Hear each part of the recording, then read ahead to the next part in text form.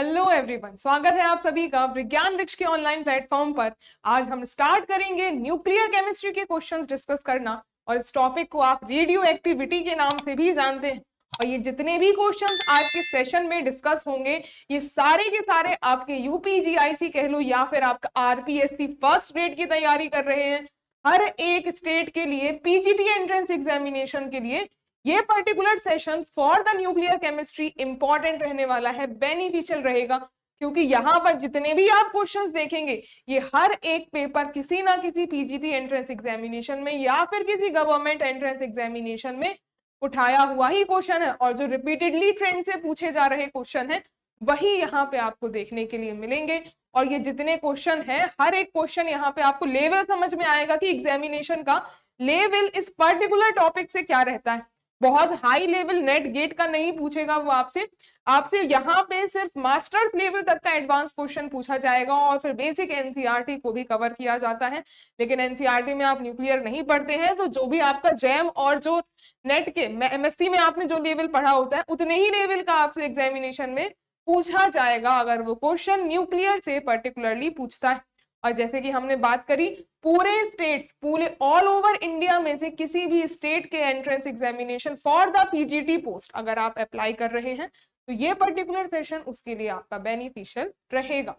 अगले जब हम बात करेंगे क्वेश्चन की, तो पहला आपके सामने half life period radio active elements और 140 डेज दी रखी। तो डेटा जो गिवन, वो टी हाफ वैल्यू गिवन है, दैट इज 140 डेज, ये वैल्यू गिवन है। और 560 डेज के बाद 1 ग्राम का जो सब्सटेंस है वो कितने में रिड्यूस होगा। एक बात बिल्कुल ध्यान में रख लेना कि जितने भी हम रेडियो एक्टिव एलिमेंट्स के जो भी क्वेश्चंस डिस्कस करेंगे, इसमें हाफ लाइफ अगर दी है मतलब ऑर्डर ऑफ रिएक्शन, जितने भी रेडियो एक्टिव डीकेज होते हैं they all are first order reactions. ये सारे के सारे फर्स्ट ऑर्डर रिएक्शंस को फॉलो करते हैं। तो जितनी भी आपने केमिकल काइनेटिक्स में फर्स्ट ऑर्डर रिएक्शन के लिए जितने भी फॉर्मूलाज पढ़े हैं, ये सारे के सारे आपके न्यूक्लियर में भी वैलिड रहते हैं। बस आपका जो रेट कांस्टेंट है वो डिसइंटीग्रेशन कांस्टेंट से यहाँ पे रिप्लेस हो जाता है। अब हाफ लाइफ 140 डेज है, और हाफ लाइफ अगर हम फर्स्ट ऑर्डर के लिए बात करें तो अगर कंपाउंड ए से ए नॉट में मतलब वो आधा हो गया है, इसके लिए जितनी हाफ लाइफ होती है, तो ये जो कंपाउंड फिर से आधा अगर फर्दर होता है, मतलब इसको अगर आधा करो तो ये A0/4 होगा। तो इनके आधा होने पर भी हाफ लाइफ एग्जैक्टली सेम रहेगी जो A से A0/2 जाने पर हुई थी। तो अगर हम बात करें 560 डेज, यानी कि 560 डेज में कितनी हाफ लाइफ हो रही है, ये मिल करके देंगे आपको। ये टी हाफ की वैल्यू अगर 140 डेज गिवन, टी हाफ की वैल्यू 140 डेज गिवन है, दैट मींस 140 में अगर हम मल्टीप्लाई कर दे 4 का, ये वैल्यू 560 ही निकल के आ जाएगी। दैट मींस 4 टी हाफ लगेंगी। और 4 टी हाफ इसमें आप देख लीजिए, 4 टी हाफ में से तोड़ दीजिए A0/में 8 और फिर से अगली टी हाफ A0/में 16। तो ये टोटल 4 टी हाफ है। और 4 टी हाफ में अगर 1 ग्राम सब्सटेंस है तो 1 ग्राम सब्सटेंस 4 टी हाफ के बाद 1/16 ग्राम्स में रिड्यूस हो जाएगा। और ये 4 टी हाफ मिल करके ही आपको 560 डेज मिलेंगे। ऐसे शॉर्ट ट्रिक से आप जाएंगे तो आपका बहुत ही आसानी से क्वेश्चन सॉल्व हो जाएगा, विद इन सेकेंड्स आंसर आएगा। पूरे अगर आप थ्योरी वाले प्रोसेस से जाओगे, पूरा एक्सपोनेंट, इसमें अगर आप लॉग की वैल्यू वाले से फॉर्मूले से सॉल्व करोगे तो बहुत टाइम टेकिंग होगा। तो सीधे आपको डायरेक्ट मेथड से जाना है और 1/16 आंसर आ जाएगा। अगले क्वेश्चन पे मूव करेंगे। नेक्स्ट में अब ये न्यूक्लियर फ्यूजन रिएक्शन दी हुई है, न्यूक्लियर फिजन रिएक्शन है सॉरी, और इसमें एक्स यहाँ पे क्या आइसोमर बन रहा होगा या फिर क्या यहाँ पे कोई कंपाउंड बन रहा होगा, ये बताना है। तो इसमें आपको करना क्या होता है, सिंपली आपको मॉलिक्यूलर मास और एटॉमिक नंबर को आपको सब्स्टिट्यूट कर देना है, जितना यहाँ पे ओवरऑल समेशन एटॉमिक नंबर का होगा और प्रोडक्ट में भी समेशन इक्वल ही आएगा, उससे ही आप इसका मास निकाल लीजिए। इनमें जो भी आपको एलिमेंट्स के नाम गिवन है उसको नहीं देखना है, सीधा आपको एटॉमिक नंबर और मास नंबर सब्स्टिट्यूट करेंगे। तो अगर हम इसमें एटॉमिक नंबर देखें, एटॉमिक नंबर अगर हम देखें तो 92 प्लस का 0, 92 प्लस का 0 और ये बराबर होना चाहिए, ये बराबर होना चाहिए 50 प्लस 50 प्लस। न्यूट्रॉन का एटॉमिक नंबर 0 होता है, 2 न्यूट्रॉन्स है, कोई फर्क नहीं पड़ेगा बिकॉज 0 एटॉमिक नंबर है, 2 इंटू में 0 प्लस इसका लेटर सपोज ये जो एक्स मॉलिक्यूल इसका एटॉमिक नंबर लेटर सपोज हमारे पास ये स्मॉल एक्स है और atomic number Y, atomic mass Y, X और वाई की वैल्यू अगर निकालते हो तो ये लेटर सपोज एक्स वैल्यू है एटॉमिक नंबर की, इसको सब्सटीट्यूट करने पे X will be equal to 92 minus का 50, this value is equal to 42। इसी तरीके से जब हम मास नंबर को सब्सटीट्यूट करेंगे, मास नंबर हमारा 235 प्लस का 1, this will be equal to 137 plus का 2 इंटू में 1 और ये इसकी नंबर में ये वैल्यू y के बराबर है, ये 236 इज इक्वल टू ये value 137 plus 2 plus y, this y value is equal to 236 minus 139। इसको सॉल्व करो, ये वैल्यू आएगी कितनी 7 आएगा और ये वैल्यू 9, 97 वैल्यू आ जाएगी सॉल्व होने पे मास नंबर की। तो ऐसा कोई x जो होगा उसका एटॉमिक नंबर होगा 42 एटॉमिक नंबर, ये देखिए 56 नहीं है, यहाँ भी नहीं है, यहाँ भी नहीं है, ये है 42 एटॉमिक नंबर और 97 मास नंबर। सिर्फ अगर एटॉमिक नंबर ही सब्स्टिट्यूट करा होता तो भी आंसर आ जाता, क्योंकि 42 एटॉमिक नंबर एक ही केस में गिवन है तो एक से ही आंसर आ जाता, दोनों को देखने की जरूरत ही नहीं पड़ती। ऐसे ही आसान क्वेश्चंस आपसे न्यूक्लियर केमिस्ट्री में पूछे जाते हैं। अगले क्वेश्चन की बात करें अगर, तो नेक्स्ट क्वेश्चन में अब फिर से half life for the first order reaction, अब तो ऑर्डर भी मेंशन्ड है ना, ऑर्डर दे और रेडियो एक्टिव डीके लिखा हो, that means they are first order reactions.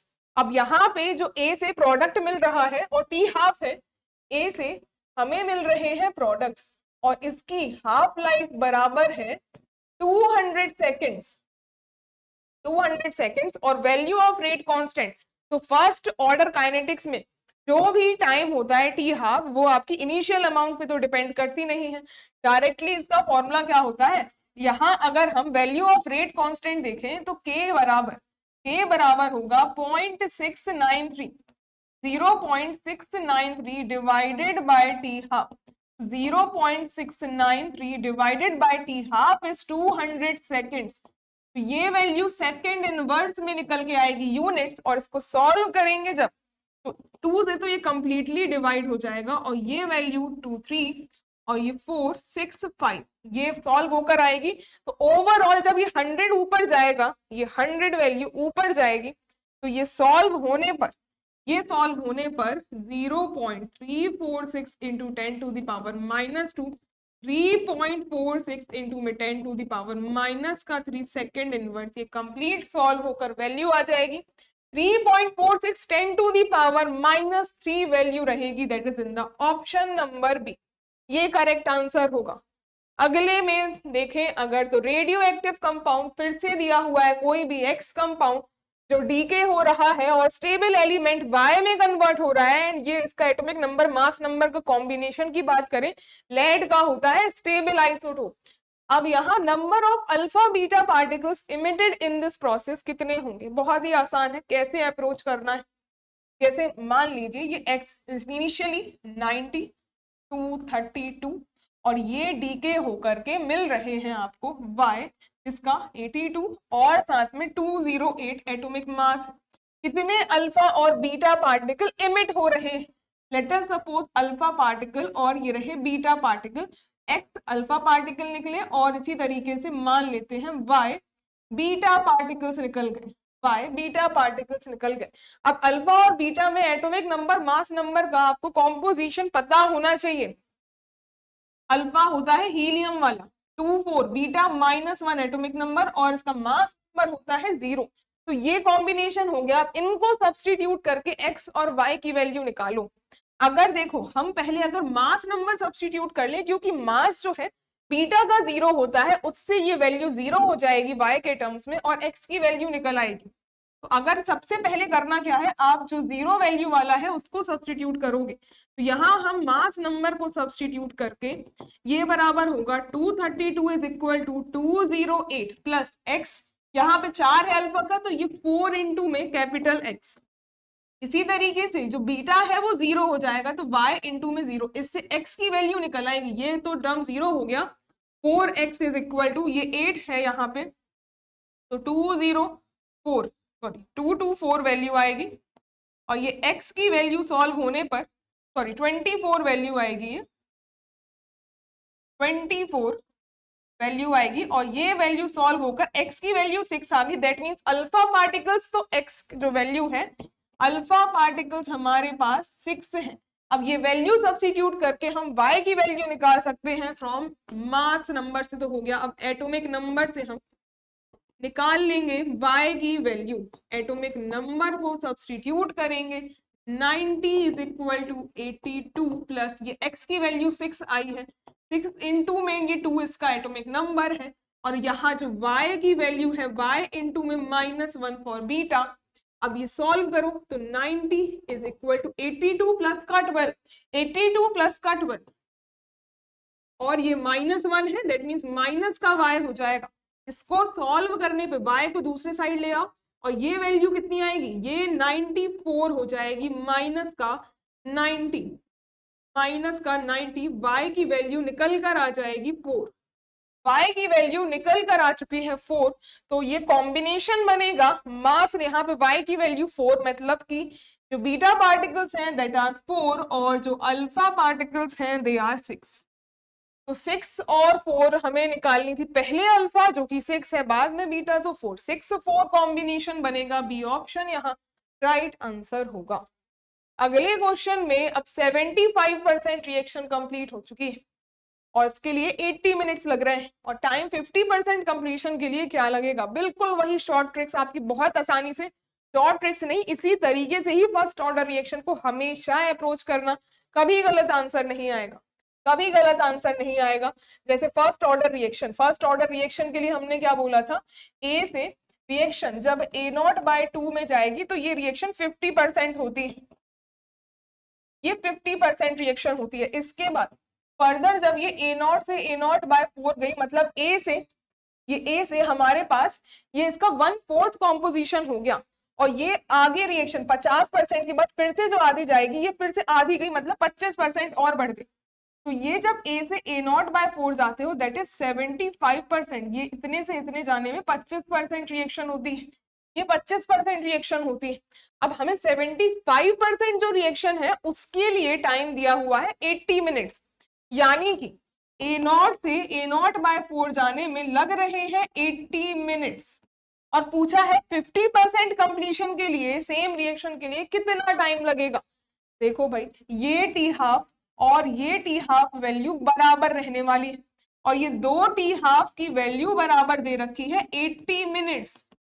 ये 80 मिनट्स यहाँ वैल्यू दे रखी है। अब 80 मिनट्स दे रखी है और 50% कंप्लीशन के लिए निकालना है, डिवाइड कर दो इसको यहाँ पे 2 टी हाफ से, 40 मिनट्स आंसर आ जाएगा। बहुत ही सिंपल क्वेश्चन है।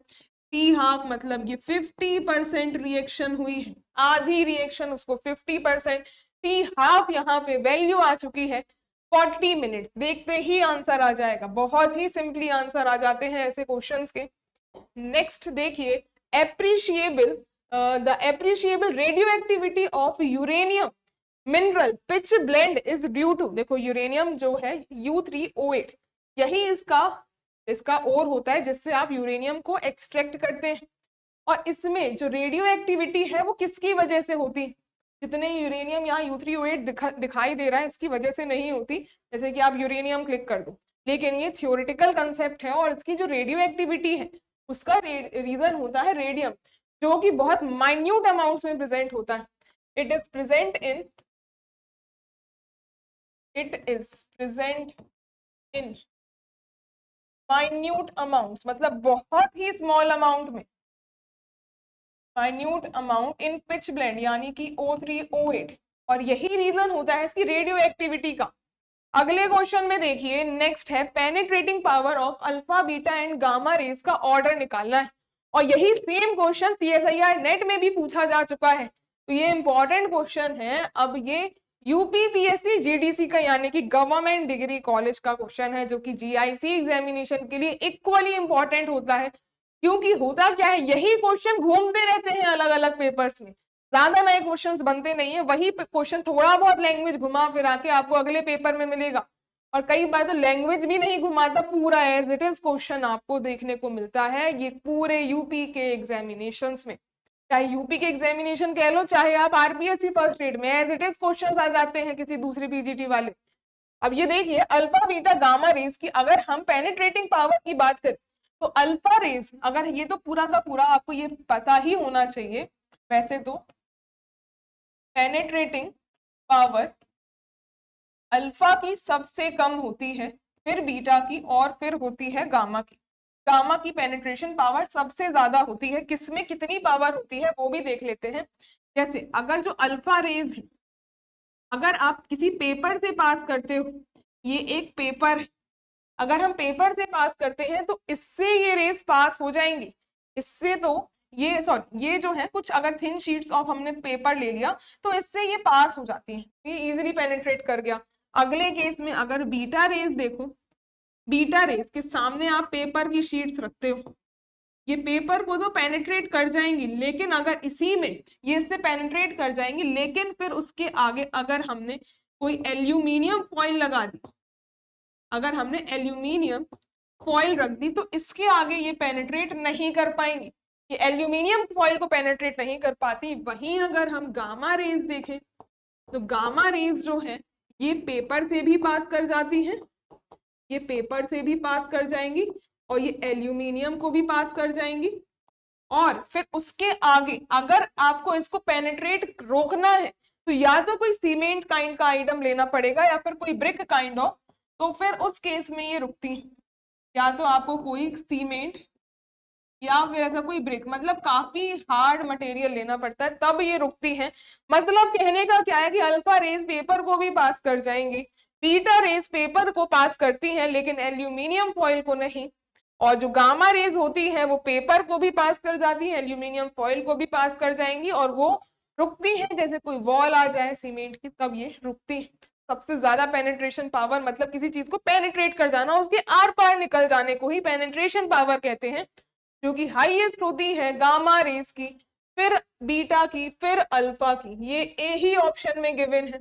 अगले क्वेश्चन पर आते हैं, मैच लिस्ट 1 विथ लिस्ट 2, और यहाँ रेडियो एक्टिव एलिमेंट्स गिवन है, आइसोटोप्स गिवन है और उसके यूजेस मेंशन्ड है लिस्ट 2 में। तो मैच करेंगे अगर तो जो सिंपलेस्ट देखो, जो कार्बन 14 होता है ये एज निकालने के लिए यूज किया जाता है, एज ऑफ प्लांट्स एनिमल्स या फिर वुड्स।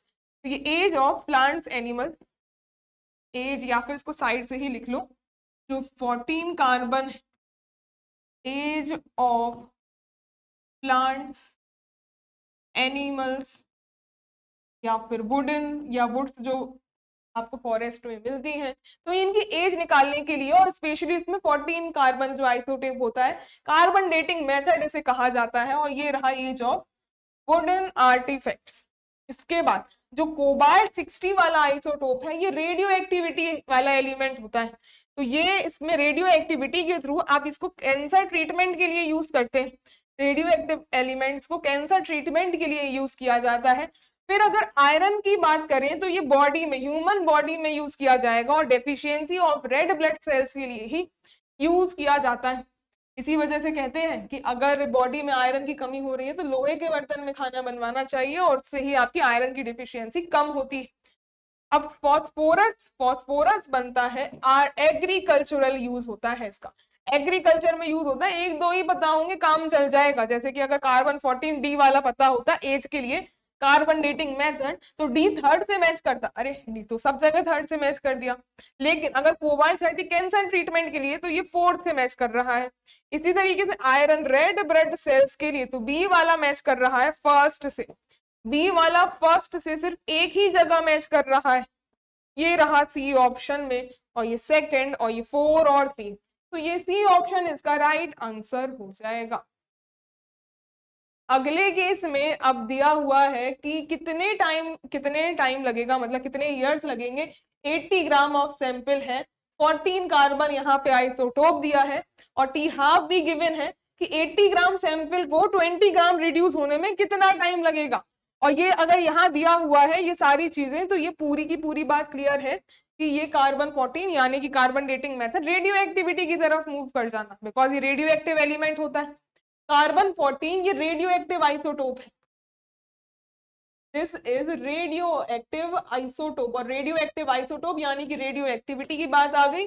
और इसमें फॉलो हो रही होंगी first order kinetics. First order kinetics के हिसाब से अब देखो वही चीज हमें यहाँ पे करना क्या, 80 ग्राम ऑफ सैंपल है, ये आधा होगा, कितना बनेगा 40, और इससे भी आधा होगा, तो इसमें भी वही सेम टी हाफ और 20 ग्राम। और यही पूछा था 80 ग्राम से 20 ग्राम होने में कितना टाइम लगेगा, और टी हाफ भी दे दी, 2 टी हाफ लगेंगे 20 ग्राम तक रिड्यूस होने के लिए।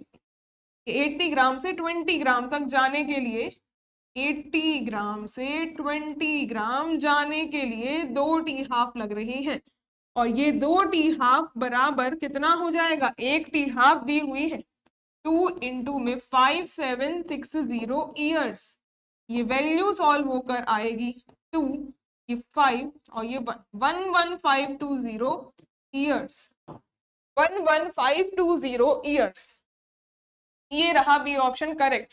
और ये तो जीआईसी का ही प्रीवियस ईयर क्वेश्चन है, कितने सिंपल क्वेश्चंस, आपको सिर्फ इसी लेवल के ही क्वेश्चंस आएंगे।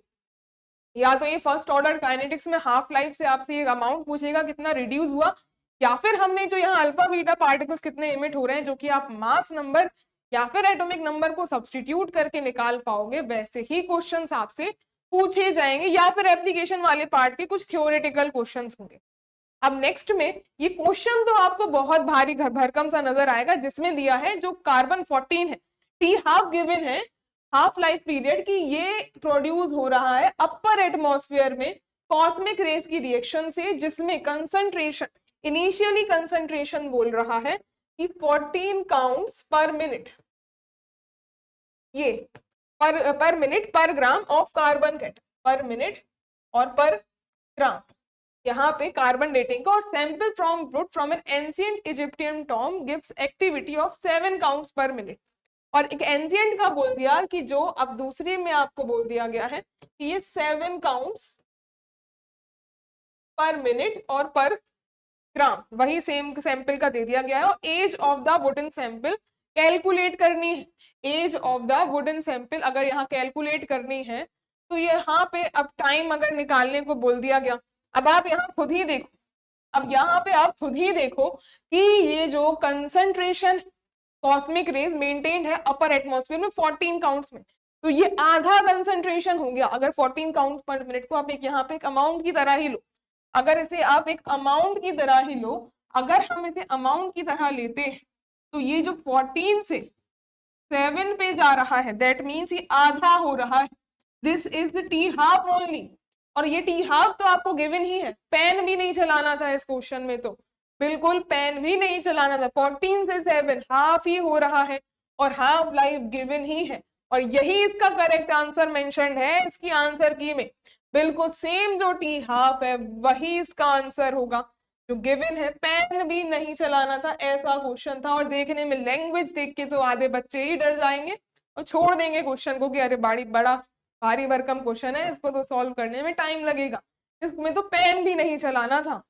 अगला क्वेश्चन देखिए, emission of 1 alpha and 2 beta particles from a radioactive elements will result to, देखो अगर किसी भी एलिमेंट, कोई भी लेटर सपोज हम पार्टिकल ले लें x, कोई भी हम पार्टिकल ले लें जिसका एटॉमिक नंबर a है और मास नंबर b है, अगर इसमें बोला है कि एक अल्फा पार्टिकल निकले और एक बीटा पार्टिकल, तो जो y होगा, y जो बन रहा होगा, लेटर सपोज अल्फा और जो 2 4, एक अल्फा पार्टिकल निकल गया और 2 बीटा पार्टिकल बोला है -1 0, तो ये जो y एलिमेंट बना है वो आइसोटोप होगा, आइसोबार होगा, या no change in the parent element, या फिर आइसोटोन होगा, क्या यहाँ पे चीजें होंगी वो देखिए। अगर हमें यहाँ पे ये बात पता कैसे चलेगी, जब हम y के लिए उसका एटॉमिक नंबर और मास नंबर निकालेंगे, आइसोटोप यानी कि सेम एटॉमिक नंबर होगा दोनों के लिए, यहाँ पे अगर आइसोबार है मतलब मास नंबर सेम होगा, इनको आप सब्स्टिट्यूट करिए, ओवरऑल यहाँ चेंज क्या हो रहा होगा, यहाँ चेंज देखिए, एक अल्फा पार्टिकल और ये 2 बीटा, मतलब यहाँ पे एडिशन आपको 2 का करना है इसमें, और यहाँ पे -2 भी कर दोगे, मतलब ओवरऑल यहाँ एटॉमिक नंबर में कोई चेंज नहीं आएगा, जितना अल्फा से ऐड हो रहा है बीटा से उतना निकल भी जा रहा है, तो ये ए का ए ही रहेगा। और अगले बी वाले केस में 4 मास नंबर और उसमें मास नंबर बीटा के केस में कुछ भी चेंज नहीं है, दैट मीन्स 4 यहाँ पे निकल रहा है मास, तो बी -4।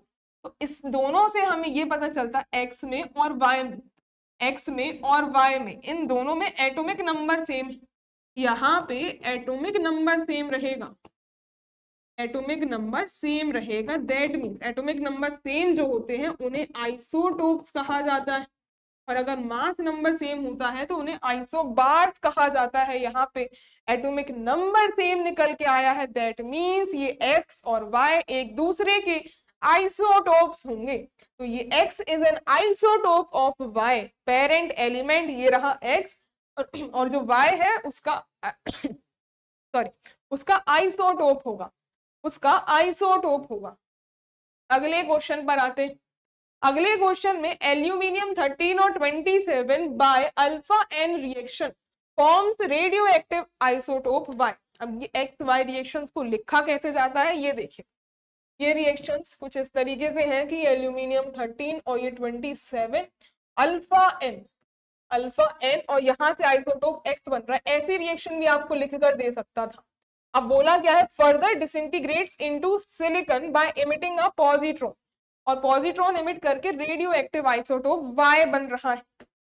इसमें समझिए जैसे एल्यूमिनियम, इस रिएक्शन को कैसे लिखा जाएगा, एल्यूमिनियम स्टार्टिंग मटेरियल है 27 और इसके साथ अल्फा पार्टिकल को एब्जॉर्ब करके यानी कि 24 ये एक y एलिमेंट बना रहा है जिसको इसने रेडियो एक्टिव एलिमेंट कहा, और एक न्यूट्रॉन यहाँ पे जो कॉमा के बाद है वो इसके साथ इमिट हो रहा होगा।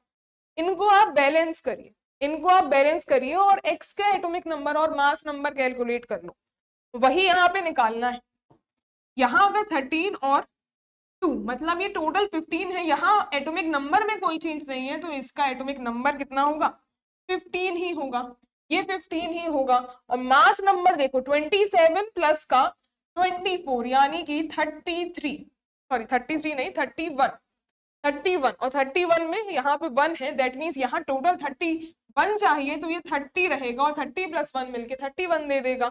इस हिसाब से ये जो P की जो भी आइसोटोप बना है यही X आइसोटोप ही बताना है आपको, और इस X आइसोटोप में एटॉमिक नंबर 15 है और मास नंबर 30 है, 30-15 का कॉम्बिनेशन ये रहा ए ऑप्शन में 30, और यहाँ मास नंबर जहाँ 30 है वहां 12 है, तो यही कॉम्बिनेशन देख लोगे, तो ये फॉस्फोरस गिवन है लेकिन यहाँ मास नंबर 31 है, लेकिन ये भी एग्जैक्टली एटॉमिक नंबर और मास नंबर का सेट आपको फॉस्फोरस 30 में गिवन है, इसी वजह से ये हो जाएगा फॉस्फोरस 15 और ये 30।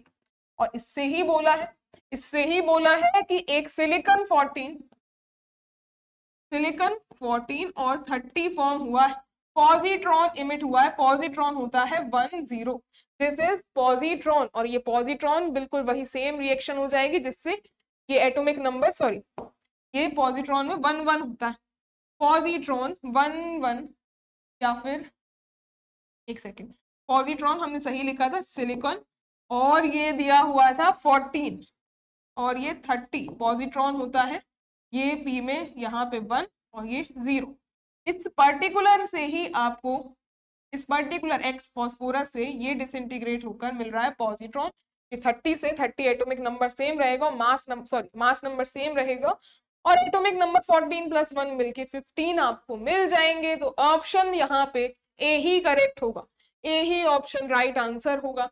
पढ़ते हैं अगले क्वेश्चन की तरफ, जिसमें radio active isotope of hydrogen कौन सा होगा। हाइड्रोजन के 3 आइसोटोप होते हैं, पहला प्रोटियम, दूसरा ड्यूटेरियम और तीसरा ट्राइटियम। इसके 3 आइसोटोप होते हैं 1H1, 2H1 और 3H1। इसमें से जिसका एटॉमिक नंबर 1 होता है इसको प्रोटियम कहते हैं, और जिसका एटॉमिक नंबर 2 मास नंबर 2 होता है इसे ड्यूटेरियम कहते हैं, और जिसका मास नंबर 3 होता है इसे ट्राइटियम कहते हैं। इनमें से जो फर्स्ट और सेकंड है मतलब प्रोटियम और ड्यूटेरियम ये नॉन रेडियो एक्टिव होते हैं, ये नॉन रेडियो एक्टिव होते हैं, और लास्ट वाला ट्राइटियम जो है this is radio active element. ये रेडियो एक्टिव एलिमेंट होता है। और वही पूछा है रेडियो एक्टिव आइसोटोप जो होता है ये ट्राइटियम वाला, जिसका मास नंबर 3 है। ये प्रोटियम है, ये ड्यूटेरियम, ये सारे नहीं होते, सिर्फ एक ही रेडियो एक्टिव होगा। अगले केस में पूछा हुआ है ratio of specific charge of a proton and alpha particle. अब ये क्वेश्चन बड़ा अच्छा है, क्वेश्चन टीजीटी साइंस का है, लेकिन बहुत ही अच्छा क्वेश्चन। बस यहाँ पे स्पेसिफिक चार्ज को आपको यहाँ पे पता होना चाहिए क्या फॉर्मूला होता है। स्पेसिफिक चार्ज बराबर होता है चार्ज का ratio charge per unit mass, इसको कहते हैं स्पेसिफिक चार्ज।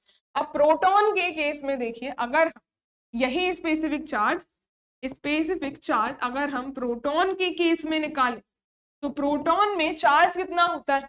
प्रोटॉन सिर्फ उसमें, जैसे मान लीजिए ये हाइड्रोजन का जो पहला आइसोटोप है, इसी में ही अगर देखो चार्ज कितना होता है, चार्ज होता है जितना एक प्रोटॉन में चार्ज होगा। जैसे कि मान लीजिए ई प्रोटॉन का चार्ज होता है। अब डिवाइड करो मास से, मास इसका प्रोटॉन के बराबर ही होता है, तो इसका मास होता है एक प्रोटॉन के बराबर। ये इसका स्पेसिफिक चार्ज हो गया। दूसरा, अगर स्पेसिफिक चार्ज हम अल्फा पार्टिकल का निकालते हैं, अल्फा पार्टिकल में ये अल्फा पार्टिकल 2 और 4, और अल्फा पार्टिकल का जो चार्ज होता है, चार्ज जितने प्रोटॉन्स हैं, 2 यहाँ प्रोटॉन्स हैं, दैट मींस इसका चार्ज जो प्रोटॉन का था उससे डबल होगा। 2 प्रोटॉन्स हैं यहाँ पे तो 2 के बराबर होगा, तो आप 2e लिख सकते हो। इसको ई माना है तो इसका डबल हो जाएगा। इसी तरीके से मास यहाँ पे जो अल्फा पार्टिकल का होगा वो 4 टाइम्स है।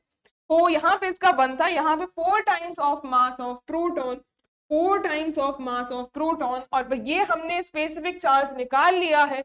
अब सीधा आपको करना क्या है, अल्फा यहाँ पे प्रोटॉन के स्पेसिफिक चार्ज को अल्फा पार्टिकल वाले का रेशियो लेने के लिए डिवाइड कर दीजिए। तो specific charge of proton divided by करना है अल्फा पार्टिकल, ये वैल्यू कितनी आएगी, ये E divided by mass of proton divided by 2E divided by 4 times mass of proton.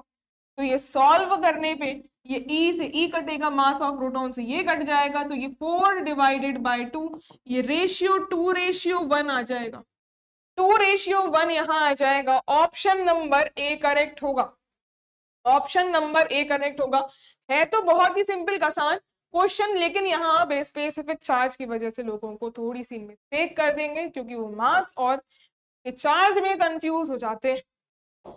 अगले क्वेश्चन में अब दिया है first order reaction A B C, A से बी और सी बन रहे हैं, प्रोडक्ट क्या बन रहा है उससे कोई मतलब नहीं है। अब इसमें ये दे रखा है कि हाफ लाइफ पीरियड 180 सेकेंड्स है। हाफ लाइफ पीरियड ए से जब बी प्लस सी बनेगा तो हाफ लाइफ पीरियड दिया हुआ है कि 180 सेकेंड्स है, 180 सेकेंड्स है, और 75% रिएक्शन होने में कितना टाइम लगेगा। तो देखो ये तो भाई हमने इस तरीके का अभी किया ही हुआ है, बिल्कुल सिमिलर किया हुआ है। ए से A0/4 होने का टाइम कहलाता है 75% कंप्लीशन, और ये 75% कंप्लीशन में 2 टी हाफ लगती है, 2 टी हाफ लगती है। देखिए यहाँ ऑप्शंस आपको सारे ही गलत दिए हुए हैं, 2 टी हाफ लगती हैं, और 2 टी हाफ के लिए A0/4 जाने में 2 इंटू टी हाफ 180 सेकेंड्स है, मतलब ये 360 सेकेंड्स लगेंगे, ये 360 सेकेंड्स लगेंगे। ऑप्शंस में आपको एक भी नहीं मिलेगा 360 सेकेंड्स, क्योंकि ये गलत ही यहाँ पे प्रिंट हो रखा है। ये 160 नहीं है, इसका ऑप्शन नंबर बी है, लेकिन 160 आंसर नहीं है, 360 आंसर है इसका, 360 ही इसका राइट आंसर होगा। 160 नहीं आएगा, बिल्कुल फिक्स है, 360 आंसर होगा। अगले क्वेश्चन में देखें अगर, तो half life period of a radio active element is 20 days और 64 gram of the element is stored for 100 days, amount remaining element would be. तो टी हाफ सबसे पहले देखो डेटा गिवन है, टी हाफ गिवन है 20 days। देखो वही आपको हाफ लाइफ के ही क्वेश्चन दे रहा है, बिल्कुल नहीं घुमा रहा, बिल्कुल वही सेम उसी तरीके के न्यूमेरिकल्स हो गए। अब half life period radio active element के लिए, that means order of reaction is first. अब यहाँ पे आगे क्या इंफॉर्मेशन दी है कि 64 ग्राम एक एलिमेंट, 64 ग्राम का एलिमेंट स्टोर किया है उसने 100 दिन के लिए। 100 दिन का मतलब कितना हो गया, टी हाफ कितनी हो गई, 100 डेज में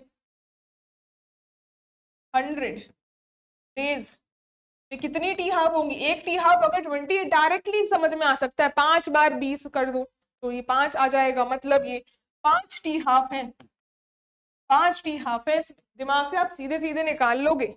अब इसमें 64 मतलब 5 बार इसको आधा करना है, 64 से एक टी हाफ होगी तो कितना बचेगा, 32 ग्राम्स, को भी आधा कर दीजिए, अगली टी हाफ हो गई, को आधा करना मतलब 16 ग्राम, फिर से इसको फर्दर आधा करेंगे मतलब 8 ग्राम्स, इसको भी आधा कर दो, ये हो गया 4 ग्राम, और फिर से इसको आधा कर दो यानी कि 2 ग्राम्स।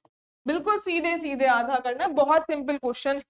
5 टी हाफ चाहिए थी, ये पहली, ये दूसरी, ये तीसरी, चौथी, पांचवी, 5 टी हाफ के बाद फाइनली कितना अमाउंट बचा, 2 ग्राम बचा। तो फाइनली आफ्टर 5 टी हाफ जो अमाउंट बचेगा उसको ए कहेंगे अगर after time T, that is 2 ग्राम। यही बताना था कि 100 दिन के बाद कितना, तो ये हर जगह टी हाफ 20, ये 20 दिन, फिर से 20 दिन, फिर से 20 दिन, फिर से 20 दिन, फिर से 20 दिन, 20 20 40 60 80 100, 100 डेज के बाद 2 ग्राम अमाउंट बचा, सी ऑप्शन राइट होगा।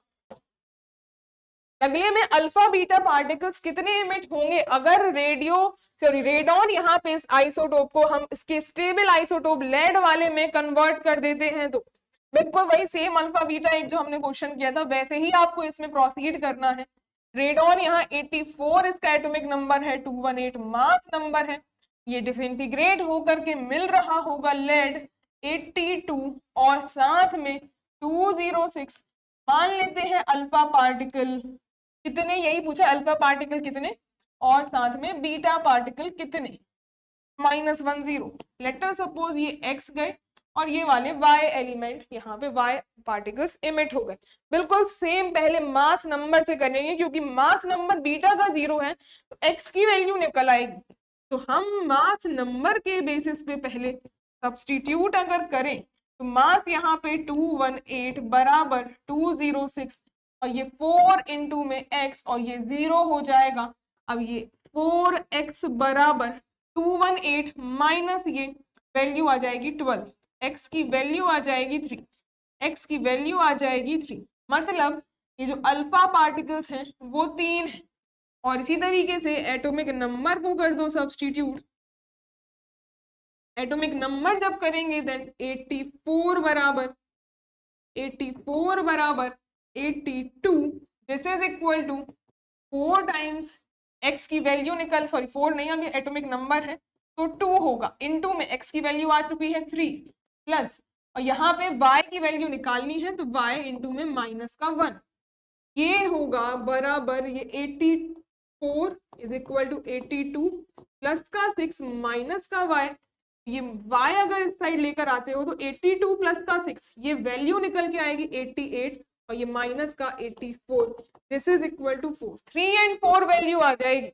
मतलब यहाँ टोटल 3 अल्फा पार्टिकल निकल रहे हैं और 4 बीटा पार्टिकल्स निकल रहे हैं, 3 अल्फा पार्टिकल्स निकल रहे हैं और 4 बीटा पार्टिकल्स निकल रहे हैं। नेक्स्ट क्वेश्चन देखो, अगले क्वेश्चन में हाफ लाइफ कार्बन 14 की गिवन है और what fraction of original compound would remain after 11460 years. अगर टी हाफ गिवन है जो कि है 5730 ईयर्स और कितना टाइम है, ये टाइम दिया हुआ है कि कितना अमाउंट बचेगा 11460 ईयर्स के बाद, तो ये अमाउंट अगर देखो 11460 ये 2 टी हाफ ही है, ये 2 टी हाफ ही है, इसको अगर मल्टीप्लाई कर दोगे 2 का तो एग्जैक्टली सेम नंबर आएगा और 2 टी हाफ मतलब कितना ओरिजिनल अमाउंट बचेगा, उसका आधा बचेगा, कितना फ्रैक्शन बचा होगा, आधा फ्रैक्शन बचा होगा। यहाँ पे रिड्यूस होने में ये ओवरऑल हाफ लाइफ है तो ये 2 टी हाफ होता है, ये 2 टी हाफ हो गई और इसमें आप वैल्यू जब निकालते हो कितना अमाउंट रह गया तो n अपॉन में n0, ये वैल्यू और इसमें नंबर ऑफ टी हाफ, ये fraction of sample left, fraction of sample left कितना अमाउंट ऑफ फ्रैक्शन बचा होगा, तो कितना फ्रैक्शन बचा होगा, अगर ये 75% रिएक्शन हो गई है दैट मींस 1/4 अमाउंट और इसमें 2 टी हाफ है 2 टी हाफ है, 1/4 अमाउंट बचा होगा और ये निकल के आ जाएगी वैल्यू कितनी, ये 1/16, या फिर इस मेथड से ना भी करना चाहो तो हमारे पास ए से A0 अपॉन में 2 और A0 अपॉन में 4, ये यहाँ पे ये 0.5% रिएक्शन होती, उसका भी आधा, यानी कि ये 50% रिएक्शन थी और उससे भी आधा। अगर देखो, अगर ये 1 से लेके सब्स्टिट्यूट करें, 1 से लेकर हमें 0.5 मिला,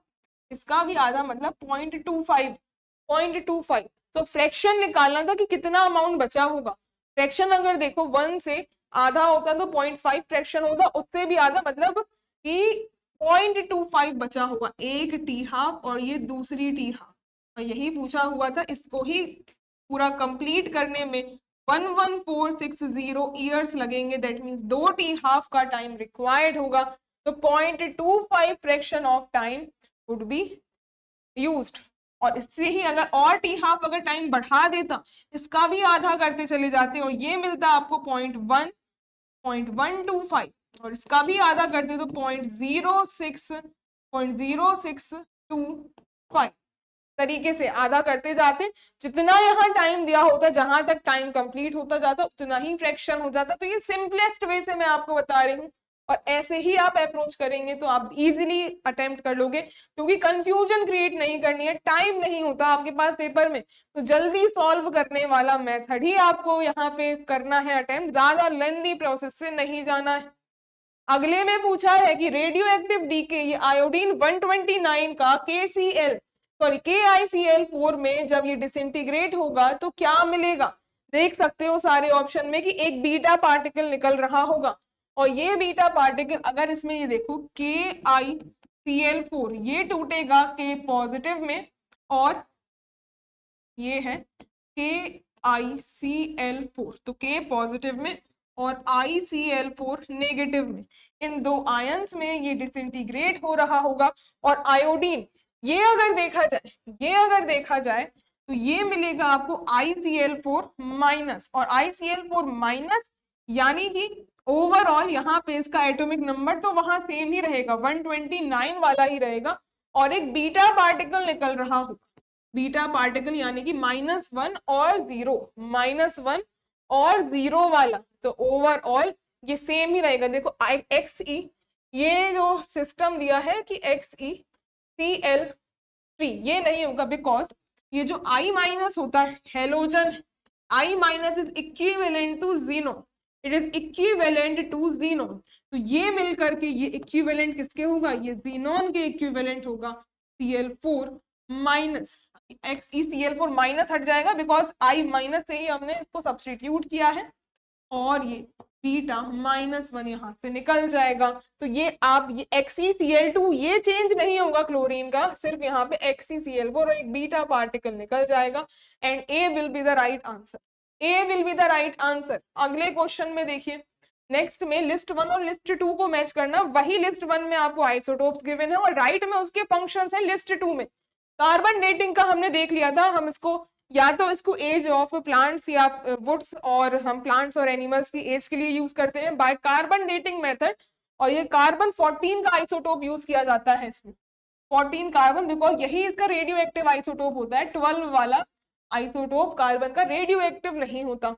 अब ये देखिए ऑप्शंस में, देखिए ये ऑप्शन में दिया है कि एनिमल्स एंड प्लांट्स, यस इसी की ही एज के लिए यूज किया जाता है, एज डिटर्मिनेशन के लिए ही यूज किया जाता है और इस मेथड को क्या कहते हैं, by carbon dating method, by carbon dating method, और यूज करते हैं 14 कार्बन जो कि रेडियो एक्टिव फॉर्म होती है। तो ए वाला थर्ड से मैच कर रहा है और देखिए एक थर्ड से मैच कर दिया, सारे ही ऑप्शन खत्म हो गए, सारे ऑप्शन खत्म हो गए। बाकी यूरेनियम डेटिंग जो मेथड है ये रॉक्स और मिनरल्स के लिए, रॉक्स और मिनरल्स की एज डिटर्मिनेशन के लिए यूज किया जाता है, रॉक्स और मिनरल्स की एज के लिए। और ये वाला प्लांट जैसे रॉक्स हो गई, मिनरल्स हो गई जो कि हम ओर्स होते हैं, और एनिमल्स प्लांट्स और वुड, एनिमल्स प्लांट्स और इसी के साथ साथ वुड के डिटर्मिनेशन के लिए भी आप कार्बन डेटिंग का यूज करते हो, यूरेनियम डेटिंग यूज करी जाती है रॉक्स और मिनरल्स की एज को डिफाइन करने के लिए। ये जो गिवन है ये एक्चुअल में थोड़ा सा मिसप्रिंट है, ये आपको है कोबाल्ट 60। कोबाल्ट 60 का आइसोटोप है, जो कि हमने इसके पहले जो क्वेश्चन किया उसमें ये बोला हुआ था कि ये कैंसर ट्रीटमेंट के लिए यूज किया जाता है। क्यों? क्योंकि ये रेडियोथेरेपी के प्रोसेस में, बिकॉज ये रेडियो एक्टिव है और ये रेडियोथेरेपी कहलाती है, तो ये वाला मैच करेगा रेडियोथेरेपी से। और nuclear fusion reaction hydrogen bomb में यूज करी जाती है। हाइड्रोजन बॉम्ब के लिए nuclear fusion reaction hydrogen bomb वाले से लास्ट से मैच कर जाएगी, और ये ऑप्शन आपका बी इसमें करेक्ट हो जाएगा। बी ही इसमें राइट आंसर होगा। ये रहा बी। अगले क्वेश्चन में देखें, अगर नेक्स्ट है चूज द करेक्ट स्टेटमेंट। कौन सा स्टेटमेंट यहाँ करेक्ट होगा? Alpha rays have high ionization power. Alpha rays have high ionization power, बिल्कुल। जो हमने पेनिट्रेशन पावर की हमने जो सीक्वेंस देखा था उसका जस्ट रिवर्स आता है आयोनाइजेशन पावर का। हमने जो क्वेश्चन किया था वो पेनिट्रेशन पावर का था, और पेनिट्रेशन पावर में हमने देखा अल्फा की सबसे कम थी, फिर बीटा की थी और फिर गामा की। लेकिन जो आयोनाइजेशन पावर होती है वो सबसे ज्यादा अल्फा की, फिर बीटा की और फिर गामा की होती है। तो yes, they have high ionization power, और करेक्ट स्टेटमेंट ही बताना था, यही करेक्ट होगा। Isotopes are always radioactive, नहीं भाई, कभी ऐसा नहीं होता। आइसोटोप्स में अगर हम कार्बन ही देख लें तो जो 12 कार्बन जिसका एटॉमिक नंबर 6 और 14 carbon atomic number 6 same atomic number है, मास नंबर डिफरेंट है। ये दोनों क्या है?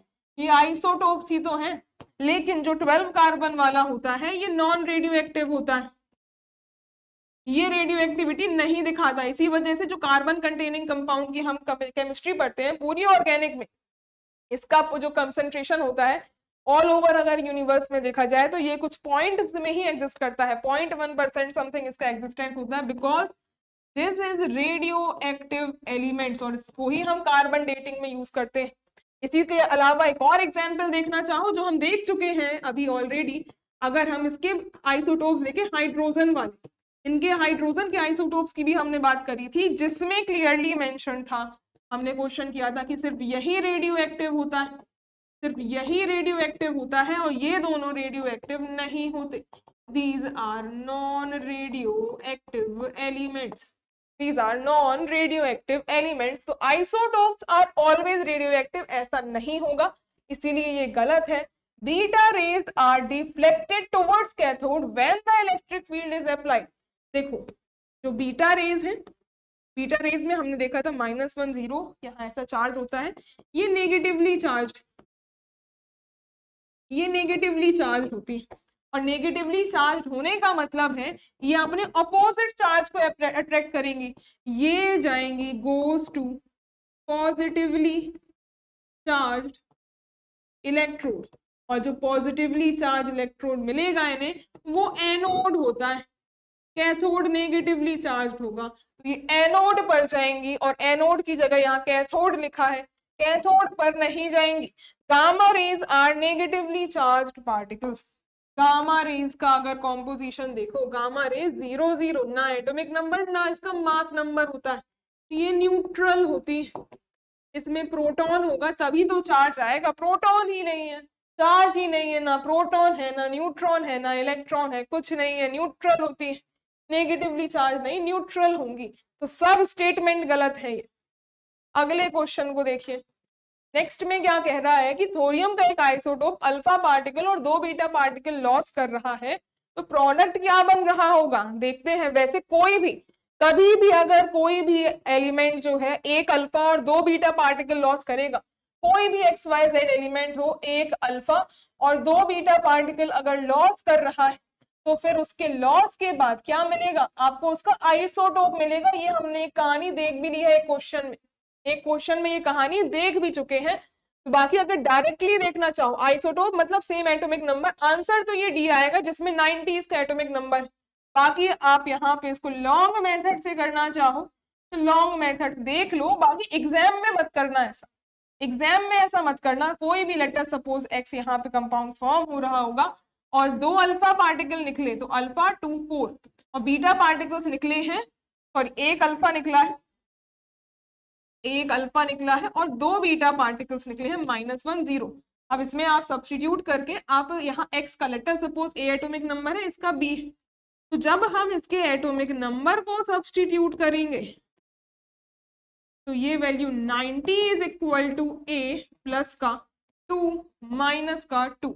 ये वैल्यू देखो 90, ये कैंसिल आउट हो जाएगा, तो ये 90, a की वैल्यू 90 ही निकल के आ जाएगी, a की वैल्यू 90 ही निकल के आ जाएगी। इसी तरीके से जो मास नंबर की वैल्यू होगी, मास नंबर यहाँ पे देखोगे जब सब्स्टिट्यूट करोगे 232 बराबर b और प्लस का 4 और ये प्लस का 0, तो b की वैल्यू कितनी आएगी, ये 228 वैल्यू सॉल्व होकर आएगी। देख सकते हो एग्जैक्टली वही वैल्यू आ रखी है, मास नंबर यहाँ डिफरेंट है, एटॉमिक नंबर सेम है, इसीलिए मैंने कहा था एक अल्फा और 2 बीटा पार्टिकल निकलेंगे, आइसोटोप बनेगा। सॉल्व ही मत करना, सीधा आंसर आएगा। अगले केस में basic nucleus X which give N14 on emission of 2 beta particles, what is the number of neutrons? तो यहां अगर देखा जाए क्वेश्चन में क्या कह रहा है, जब कोई basic nucleus which gives this particular isotope on emission of 2 beta particles, 2 beta particles मतलब आपको हुआ इसमें करा क्या है, ये पर्टिकुलरली आपको N7 और 14 ये फॉर्म हुआ है और 2 बीटा पार्टिकल्स इमिट हुए -1 0। तो जो नंबर ऑफ न्यूट्रॉन जो बेसिक न्यूक्लियस है मतलब X जिससे ये बना होगा, इसमें नंबर ऑफ न्यूट्रॉन्स निकालने हैं इस X में। पहले तो इसका atomic number letter suppose A और B की वैल्यू निकाल लेते हैं, ये A और B मास नंबर। अब यहाँ देखिए मास नंबर यहाँ बीटा पार्टिकल्स में चेंज नहीं होता, दैट मीन्स B की वैल्यू कितनी होगी 14 प्लस 2 इंटू में 0, दैट मीन्स B बराबर तो 14। और इसी तरीके से A बराबर क्या होगा, A बराबर हो जाएगा 7 प्लस 2 इंटू में -1, तो A की वैल्यू 7 माइनस का 2 यानी कि 5। तो जो X न्यूक्लियस है इसका एटॉमिक नंबर है 5 और मास नंबर है 14। तो नंबर ऑफ न्यूट्रॉन्स निकालने थे, न्यूट्रॉन्स का नंबर कितना होता है, ये होता है mass number minus atomic number, और बाकी जितना एटॉमिक नंबर आता है उसमें नंबर ऑफ इलेक्ट्रॉन्स बराबर नंबर ऑफ प्रोटॉन्स होते हैं, लेकिन न्यूट्रॉन्स आता है मास नंबर से घटाकर। तो मास नंबर है 14 और एटॉमिक नंबर आया इसका 5, तो टोटल यहाँ पे 9 न्यूट्रॉन्स होंगे, टोटल यहाँ 9 न्यूट्रॉन्स होंगे। आंसर होगा डी ऑप्शन। अगले क्वेश्चन पे आते हैं, विच one of the following statement is not correct, कौन सा इनकरेक्ट है। तो ये कार्बन 14 ये रेडियो एक्टिव होता है, हमने इसके काफी सारे एप्लीकेशंस देख लिए हैं, तो बोला है इसमें कि नॉन रेडियो एक्टिव आइसोटोप है। नहीं भाई, यही तो रेडियो एक्टिव आइसोटोप है, और बताना था कि कौन सा नॉट करेक्ट है यानी कि इनकरेक्ट, पहला ही इनकरेक्ट है। अगले में कोबाल्ट 60 की भी हमने प्रॉपर्टीज देख ली है, ये भी रेडियो एक्टिव आइसोटोप है और इसको कैंसर थेरेपी के लिए यूज किया जाता है। यस, ये अनस्टेबल है क्योंकि ये रेडियो एक्टिव आइसोटोप होता है कोबाल्ट का, और यूज किया जाता है, used in cancer treatment, used in cancer treatment, radiotherapy कहते हैं। ये सही है। BF3 is a Lewis acid. अब थोड़ा सा इनऑर्गेनिक का पार्ट भी यहाँ मिक्स कर दिया है। BF3 बिल्कुल लुईस एसिड ही होता है, क्योंकि बोरॉन जब बॉन्ड्स बनाता है तो ये होता है इलेक्ट्रॉन डेफिशिएंट, 6 इलेक्ट्रॉन्स ही होंगे, 2 यहाँ से, 2 यहाँ से और 2 यहाँ से। और ये फ्लोरीन उल्टा यहाँ सिग्मा से काफी इलेक्ट्रॉन्स खींच लेता है, भले ही इसमें बैक डोनेशन हो जाता है बिकॉज इसके पास वैकेंट p ऑर्बिटल्स होते हैं। वैकेंट p में बैक डोनेशन तो कर देगा, लेकिन जितना ये सिग्मा से इलेक्ट्रॉन्स खींचता है बदले में वो कम ही उसको लौटाएगा। भाई फ्लोरीन है, मोस्ट इलेक्ट्रोनेगेटिव एटम है, तो जितना ये सिग्मा से, मान लो इसने 10 इलेक्ट्रॉन खींचे तो वापस उसने 8 इलेक्ट्रॉन दे दिए। ओवरऑल बोरॉन को वैसे भी वो गरीब था और 2 का और घाटा हो गया, तो ये इसी वजह से इलेक्ट्रॉन 6 इलेक्ट्रॉन है और ऑक्टेट कंप्लीट नहीं है, इलेक्ट्रॉन डेफिशिएंट मॉलिक्यूल्स होते हैं। और लुईस एसिड क्या कहलाते हैं, वही जिनके जो होते हैं lone pair acceptors, lone pair acceptors को ही कहा जाता है लुईस एसिड। और यहाँ पे ये इलेक्ट्रॉन्स की कमी है, बिल्कुल बाहर से एक्सेप्ट करेगा इलेक्ट्रॉन्स और ये लुईस एसिड कहलाएगा। सही।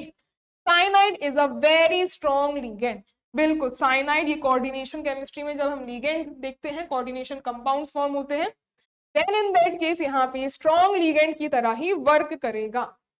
अगला क्वेश्चन देखिए, in archaeological researches which one of the following radioisotope is used for the age determination. तो एज डिटरमाइन करने के लिए पहले भी हम देख चुके हैं कि जो ये कार्बन का आइसोटोप होता है, कार्बन 14 का isotope age of wood animals के लिए डिटेक्ट करने के लिए यूज होता है। 14 कार्बन वाला it is used to determine age of plants and animals, और साथ में वुड की एज डिटरमाइन करने के लिए भी यूज किया जाता है इसे, वुड की एज के लिए भी इसे यूज किया जाता है। अगले क्वेश्चन की तरफ मूव करते हैं। नेक्स्ट, इनमें से हीलियम आइसोटोप, ये जितने आपको यहाँ पे एक रिएक्शन दी गई है कि यूरेनियम 238 जिसका मास है वो डिसइंटीग्रेट करके लेड 206 में कन्वर्ट हो रहा है, तो कितने हीलियम के मोल्स निकले होंगे। तो 238 यूरेनियम से डिसइंटीग्रेशन हुआ है 206 लेड में, और लेड का इसमें एटॉमिक नंबर है 82। अब यहाँ पे जब आप ये देखोगे कि कितने यहाँ पे हीलियम के पार्टिकल्स निकले, हीलियम यानी कि अल्फा 4 जिसका मास नंबर 2 एटॉमिक नंबर। अब ये जो अगर हम एटॉमिक नंबर के बेसिस पे इसको सब्स्टिट्यूट कर देंगे तो आंसर नहीं आएगा। कभी भी जब अल्फा पार्टिकल का कैलकुलेशन कर रहे हो, अल्फा पार्टिकल का यानी कि हीलियम वाले पार्टिकल्स का जब आप कैलकुलेशन करोगे तो उसको मास नंबर के थ्रू प्रोसीड करना, इसको मास नंबर के थ्रू जब प्रोसीड करेंगे तब ही सही आंसर आएगा, क्योंकि इसके साथ साथ पूछा सिर्फ अल्फा पार्टिकल का है, लेकिन पैरेलली बीटा पार्टिकल्स भी इमिट होते हैं, और बीटा पार्टिकल्स का मास चेंज 0 होता है, मास उसका 0 होता है, तो मास में कोई चेंज नहीं आता। तो जब हमें हीलियम का निकालना होगा कि कितने पार्टिकल्स निकले हैं हीलियम के, तो उसको मास नंबर के थ्रू ऑपरेट करोगे जिससे बीटा का कोई इन्वॉल्वमेंट नहीं होगा, तो फिर इसका करेक्ट आंसर आएगा। तो 238 equal to 206, let us suppose x particles निकले तो ये प्लस का 4x, अब ये मिल जाएगा 4x बराबर 238 में से 206 माइनस करोगे तो मिलेगा 32, तो x बराबर 8, आंसर हो जाएगा 8 में हीलियम के पार्टिकल्स एमिट हो रहे होंगे, 8 मोल्स ऑफ हीलियम पार्टिकल्स। अगला देखिए, नेक्स्ट क्वेश्चन में ये रिएक्शन दी गई है कि एक ही पार्टिकल से पहले एक साइड अल्फा पार्टिकल निकाल के एक्स बनाया, उसी से ही अगर हम बीटा निकाल देंगे तो वाई पार्टिकल बनेगा, और अगर एक्स से फिर बीटा निकाल दिया तो जेड मिल जाएगा, वाई से फिर अल्फा निकाल दिया तो जेड। कर क्या रहा है, उसी से ही एक बार अल्फा फिर दूसरी बार बीटा, यहाँ पे पहले बीटा फिर alpha, at the end product उसने पूछा है कि जेड जो सेम मिल रहा है, तो फाइनली जो आइडेंटिकल प्रोडक्ट जेड बन रहा है उसको आइडेंटिफाई करना है। तो ये जो आंसर्स हैं, जितने भी आंसर्स हैं, ये एटॉमिक नंबर के बेसिस पे दिए हुए हैं, तो एटॉमिक नंबर को ही हम सब्स्टिट्यूट कर देंगे तो आंसर निकल के आ जाएगा। जैसे कि ये बिस्मथ का 83 से अगर हमने एक अल्फा पार्टिकल निकाला, अगर इससे एक अल्फा 24 पार्टिकल निकल जाएगा तो ये बिस्मथ 83 का कन्वर्ट हो जाएगा ये 81 में, और इससे अगर फर्दर एक बीटा पार्टिकल निकाल दिया -1 और 0, तो फिर अब ये बिस्मथ से इसको यहाँ लिख लो 2 और 4, अब बिस्मथ से जो कि 81 इसका एटॉमिक नंबर है, अगर -1 बीटा किया है तो जो भी पार्टिकल निकला होगा, लेट अस सपोज जो भी x है, तो इसमें +1 करना होगा, 82 जिसका एटॉमिक नंबर रहेगा, तो 82 एटॉमिक नंबर वाला ये रहा लेड। अगर इसी में ही जो दूसरा पाथवे गिवन है, यानी कि पहले बीटा पार्टिकल निकालो, बीटा पार्टिकल निकलेगा तो जो भी मान लीजिए यहाँ पे जो भी लेट अस सपोज C कुछ भी बन गया, तो ये इसका एटॉमिक नंबर 1 से बढ़ जाएगा, ये एटॉमिक नंबर 1 से इंक्रीज हुआ। इसमें से जब अल्फा पार्टिकल निकाल दोगे, अल्फा पार्टिकल, तो इसका जो एटॉमिक नंबर होगा वो 2 से डिक्रीज हो जाएगा। तो लेट अस सपोज कोई भी जो D पार्टिकल बना है और ये इसका एटॉमिक नंबर 2 से कम हो जाएगा तो 82, तो ये दोनों सेम ही होंगे जो इसमें फाइनली Z पार्टिकल फॉर्म किया है। सो B will be the right answer. Next question में यूनिट ऑफ रेडियो एक्टिविटी के बारे में, तो ये सिंपल सा है, मैरी क्यूरी ने इसका डिटेक्शन किया था और उसी वजह से क्यूरी इसका यूनिट होती है, क्यूरी इसकी यूनिट होती है, जिसको अगर शॉर्ट फॉर्म में लिखो तो CI ये लिखा जाता है क्यूरी को। नेक्स्ट क्वेश्चन देखिए, अब यहाँ पे ये रहा आज के सेशन का लास्ट क्वेश्चन, जिसमें से पूछा हुआ है कि फ्यूजन रिएक्शन इनमें से कौन सी वाली होगी, कौन सी वाली रिएक्शन को फ्यूजन रिएक्शन बिलीव किया जाता है कि सनलाइट के प्रेजेंस में हो रही होगी, स्पेशली लिखा हुआ है in the presence of the sun. अब सनलाइट के प्रेजेंस में ये जितनी भी रिएक्शंस है, इसमें देखोगे तो ये दो ड्यूट्रॉन है, ड्यूटेरियम के पार्टिकल्स फ्यूज होके हीलियम दे रहे हैं, ऐसा नहीं होता। हीलियम का जब फॉर्मेशन होता है तो उस केस में ऐसे चार प्रोटॉन्स, चार हाइड्रोजन के जो प्रोटॉन्स हैं वो नॉर्मल प्रोटियम के फॉर्म में कंबाइन करते हैं और हीलियम का फ्यूजन करते हैं, हीलियम का फ्यूजन करते हैं और फाइनली ये सी ही इसका सही आंसर होगा। और जैसे कि आप यहाँ देखोगे तो ये तो उतनी खास फ्यूजन रिएक्शन है नहीं, सनलाइट के प्रेजेंस में जब ये चार मॉलिक्यूल्स ऑफ प्रोटियम कंबाइन करते हैं तब हीलियम का पार्टिकल बनता है और ये पार्टिकल इलेक्ट्रॉन निकल जाते हैं। This is the reaction which takes place in the presence of the sun especially। और ये JKPSC मेंस 2020 लेक्चरर का क्वेश्चन था। ये हमने सारे न्यूक्लियर के क्वेश्चन डिस्कस कर लिए हैं। आई होप आपको ये सारे क्वेश्चन समझ में आए होंगे। Thank you so much.